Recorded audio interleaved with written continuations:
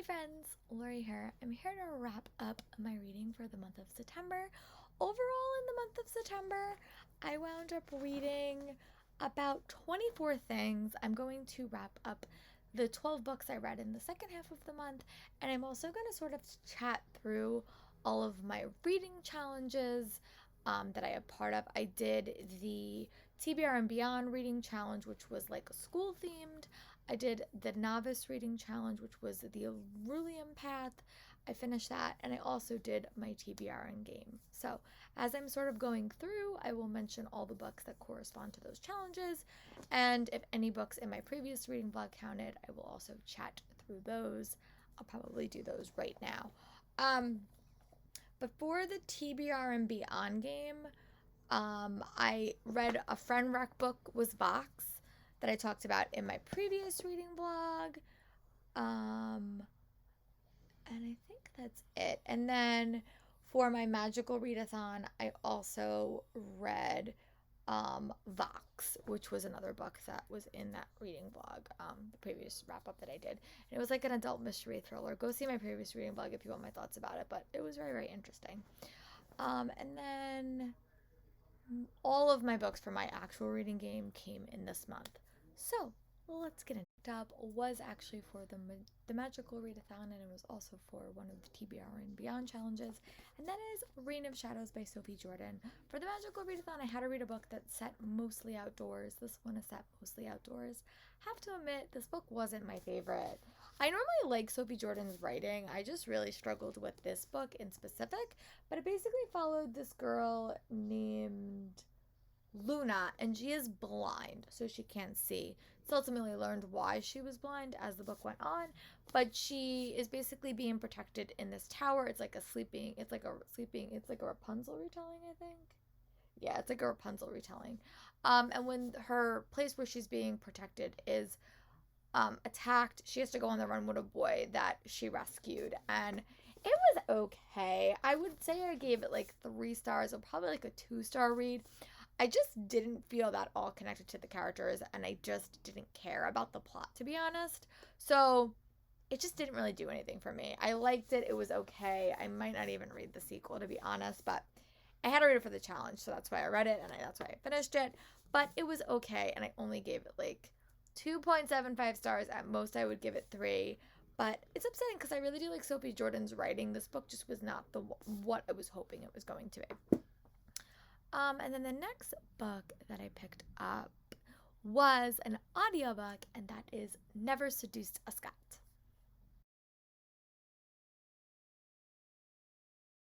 Andrew's reading challenge, and I needed to find a book where a character was deaf, and I was not having a whole lot of luck. So I picked up this book, and it basically follows these 2 characters, and one is forced into a marriage with another clan because basically the king demands it.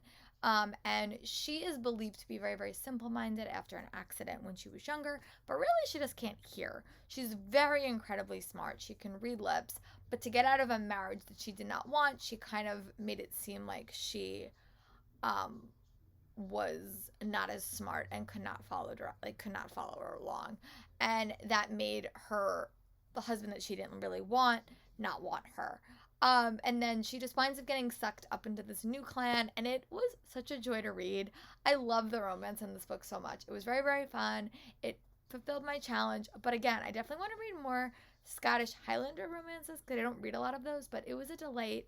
It was really, really fun, and I really hope the Lard's sister gets a book because I really liked her. I don't know if she's going to get a book, but it was a very, very fun read, and I wound up giving this one 4 stars as a listen. And I was happy that I got to finish, or got really, really close to finishing Hawkeye's Board, so that was exciting. And then the next book that I picked up was another one that went for like a lot of my challenges, and that is A Dark and Hollow Star by Ashley Shuttleworth. This went for a lot of the Valkyrie prompts because it has a lot of LGBTQ plus characters. So a lot of the Valkyrie props were taken up by this. But this is a fairy themed novel. It has been so long since I read a fairy novel, probably since Cruel Prince. But you basically follow 5 characters, And they are set in this Fae world, which I really love the world. But the world was fun, but all the characters were fun. And all these 4 to 5 characters, they are all basically involved in these murders. And they're trying to all figure out what is happening. Why are these murders happening? And their paths all wind up crossing. But it's very LGBTQ+. All the characters are on that spectrum in some way. And I really enjoyed it. This is a pretty big book. It's like close to 500 pages, and I really enjoyed it. But the end dragged a little bit, and there was a little bit of pacing issues at the very, very end. But other than that, I really liked it, and I'm really excited to see where book 2 is going to go. They had some interesting choices made in this book that I wasn't necessarily expecting, but I really liked it. I wound up giving this one 4 stars for review, and we'll definitely keep reading that series in the future. And then the next book that I wound up picking up was for a blog tour. A lot of these are actually for blog tours. But that is Black Panther Spellbound by Ronald L. Smith. I actually just got on the blog tour for this. This book actually got pushed. It was supposed to come out in, I think October. I think it got pushed to like February 2022. There's been a lot of publishing production issues. I don't know if it's because of the pandemic. I don't know what's going on, but there's a lot of production issues. So a lot of books are getting like pushed. This is one of them. This is actually the sequel to The Young Prince, which I've never read, but I felt like I could really read this pretty like standalone-ish, and I wasn't at all confused. But this follows a 13-year-old T'Challa as he goes to Alabama to spend time with his friends that he met in The Young Prince, and a mystery unfolds before them. I really like this book. I read this book in like a day when I was sort of adventuring around the city, and I really, really liked it. I thought it was just so fun to see T'Challa as like a youth. I love the friend dynamics. I'm always a fan of trios of characters, and I really, really like this book. Yeah, I loved his writing style. I definitely want to go back and read more by this author in the future. I know he wrote Gloomtown, which I do have on my TBR because I got it at a convention a couple of years ago.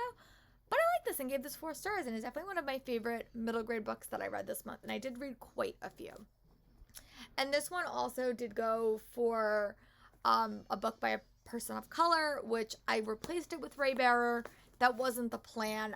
My categories this month got a little bit off course originally than what I wanted. So, yeah. Hopefully I do a little bit better in October.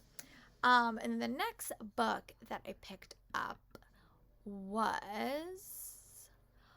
this is a new find. I actually just bought this like in the last week. And that is Witches of Brooklyn by Sophie Escobar. And this is a graphic novel. I've actually read a couple of graphic novels this month. And this is a book about a young girl named Effie. Her mom passes away and she wound up moving into Brooklyn with her aunts. Little does she know they are a witch and so is she. I'll just show you guys the back of this book. But it's so cute. I read this in like a day, and it follows and they have to basically solve a mystery, solve a conundrum with their powers, and I really liked it. I love that it focused on friendship. I love that New York City was at the heart of the story. It just put a smile on my face, and it was definitely set me up for fall vibes, and I'm really excited to read more fall reads this season. So wound up liking this one and gave it 3 stars for review. The next book that I wound up reading was another graphic novel. And this is another one that I'm on a blog tour for. And that is Secret Garden of 81st Street by Ivy Noel Weir. This is a Secret Garden retelling. I love this book as well. I also gave this book 4 stars. It's a secret garden with a twist. The companion to May follows orphan Mary Lennox as she moves to a New York City brownstone where she and her friends restore a rooftop garden and her uncle's heart. I really, really love this book. It was so cute. It dealt with a lot of different elements of grief and anxiety and depression. I'm sure the actual book, because most of my arc wasn't colored in. This art style is so pretty, and I definitely want to go back and read the Little Women retelling that she wrote, because I really like this one and gave it 4 stars. Definitely check out my review when it goes up. I don't remember when I'm on a blog tour for this, but I think it's coming up. I have to actually go check that tomorrow. But 4 stars for review. Really, really liked it. Again, I'm sorry for my voice. The first couple of months of my teaching cycle, I'm always hoarse, or I always sound like a horse because I just talk a lot. Sorry, guys. Sorry, friends. That's just what it's going to be for the next couple of weeks, and I apologize. But the next book that I wound up picking up was another New York City themed read, another middle grade read, and that is The Good Thieves by Catherine Rundell. This was a book I needed for a thief, and it was very, very Robin Hood inspired But you basically follow this girl named Vita, and her grandfather is caught up in a conundrum where he inadvertently sells his mansion to a crime lord, and Vita's on a mission with her new friends she finds to try to get the mansion back. And it was such a fun read. Super quick. It takes place in 1920s. I really liked it. I loved Catherine Rundell's writing style. I also really like the Robin Hood elements. Those are like the thief novels that I tend to really, really like. I wound up giving this one 3 stars for review. And again, this one fit for the Ant-Man board, which I was really, really happy with. This one also fit for a book of my choice for the TBR and Beyond reading challenge. So again, all good things. And then the next book that I picked up was an audiobook, but I do have a physical copy, and that is The Foul Twins by Ian Cofer. This is a book that I've had for so many years. I got this at the last BEA that was actually happened, and this is the companion series to Artemis Fowl. I like this book. It follows the Fowl brothers. I thought it was very, very fun. I listened to it. It was a quick listen. I liked being back in the world. I'm actually listening to the second one now. I think this one is right now my favorite out of the 2 that I've been reading, but I'm on a blog tour for book 3 in November, so that's why I have to read them in a quicker fashion than I normally do. But it was a 4-star read. It was a middle grade read, and it was a very, very fun and engaging listen. And then just to take a little bit of a break from all the middle grade books I picked up, I also picked up The Nature of Witches by Rachel Griffin. This is a very different type of fall read. It does have some like climate change elements, but you basically follow this girl named Clara, and she's an Everwitch, which means she is connected to all the types of magic that exist. Fall, spring, winter, summer, and fall. She's connected to all the magic, so she's an Ever. They're very, very rare, and this society is dealing with a lot of climate change elements. And she is sort of in a bit of a bad situation because she can't control her powers, but she is very, very powerful. And whenever she loses control of her powers, they kill people. Like, she's lost many people in her lives because of this, of her lack of control of her powers, and it leaves her a little bit grief-stricken. It's a little bit hard to be in her head at points because she's very, very isolated throughout this whole read. There is a subtle romance plot that I really liked, but the talk about climate change was such a fun take on it, and I really, really liked it. Again, when I talk about The Silver Arrow, there was another similar element to that story as well, but I really like this one. It just put like it just was great. It was a nice early fall read. I like the focus on the seasons and elemental magic. I also read this for I think I read it for the magical TBR because I had to read a book about earth magic, and I also, when I read Dark and Hollow Star, that was also for the magical readathon because I had to read a book with fairy or elven characters. I really like this one. I gave it 4 stars. Some people struggled with Clara as a main character, but I really liked her, so I can't fault myself for that. But it was a very, very good read, and I would definitely recommend it if you're checking out a fall read. This one also did a lot of prompts for the WASP board. If you're also doing the Avengers Reading Challenge, it took up a lot of that board, which was really cool because I fell so far behind on those boards. But I did want to say that Dark and Hollow Star also fit for the TBR and Beyond Reading Challenge because it was a really, really pretty cover, and it also fit for a book about fairy or elves, which is one of the books that I've been struggling to find. So I was very happy with that as well. And then the next book that I listened to was an audiobook, and that is Breaking Free by Rachel Jeffs. This is also connected to the book I read in my previous reading vlog, The Woman Wore Red, but this is about Rachel Jeffs, Warren Jeffs' daughter. I was a psych major, so I always find these different religious cults always super fascinating. This book I thought was very interesting because it follows Rachel Jeffs, which is his daughter, and just her point of view was really interesting. Her life was very, very different from the previous character the previous woman I read in her book, and I just liked it. I thought her role was definitely different than what I thought it was going to be. I went in sort of thinking, oh, she's going to be a lot like this other woman, but she wasn't, and I thought it was really different how her story sort of developed. I found out a lot of things about her as a character that I was not expecting, and about her relationship with her husband was very, very interesting. So definitely a different look into a totally different world, which is, again, half the reason why I read. And then the next book I picked up was one of my highly anticipated books for the month, for this year, and that is Van Beeker's Make-A-Wish by Catherine Van Glazer. This also was an auto by author. I always buy these books and then I tend to donate them to my students. So that was for my reading game as well. But I love this book. I was so sad. I really thought this was going to be the last book in the series, but it's not. I think we're at least getting one more, if not future books. But this book is the summer book. Every book is like seasonal. The first one was Christmas. This one was summer. It's actually set right around my birthday.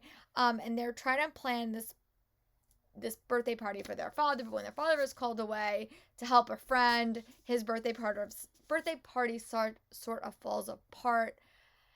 And it just really dived into like family and like learning who your family is and family dynamics changing. And I just loved it. Definitely dealt with like a different set of characters than we've seen in the past 4 books. But I really, really liked it and wound up giving this one 5 stars for review. Definitely one of my favorite books of the month by far. And then the last book that I finished in the month of September was The Silver Arrow by Lev Grossman. I really needed to read a book with an arrow on the cover and for one of my reading challenges, so this is the one that I picked up. And I thought this book was so fun. It was exactly what I wanted the Train to Impossible Places to be.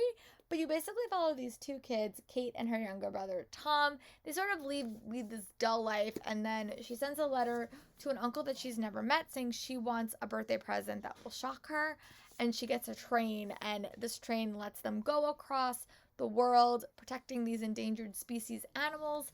It was, again, had a very interesting, subtle message about the importance of climate change and taking care of animals. It has beautiful illustrations all the way through.